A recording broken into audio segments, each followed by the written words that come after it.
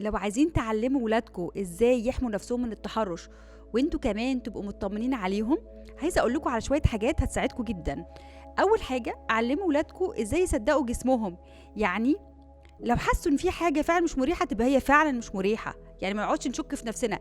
وخصوصا البنات، لان البنات اوقات تقول ايه، يمكن مش قاصد، يمكن انا فهمت غلط. لا، اللي جسمك حسه هو حقيقي. لازم الام تقول لبنتها كده عشان تديها ثقة بنفسها.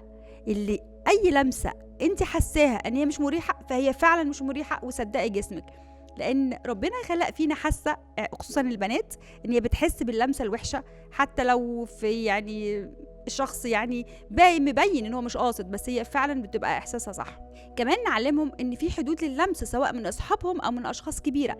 يعني ما ينفعش حد يبوس طفل من بقه، او يقرب من المناطق الخاصه بتاعته، او يحاول حتى يتكلم بشكل مش حلو مع الطفل، او يفتح موضوعات مش من حقه يفتح موضوعات عليها. مهم كمان في السن الصغير نعلمهم ده عن طريق الاغاني والقصص او الرسم، ان انا اعلم الطفل زي يرسم المناطق الخاصه اللي هو ما ينفعش اي انسان يحاول يشوفها.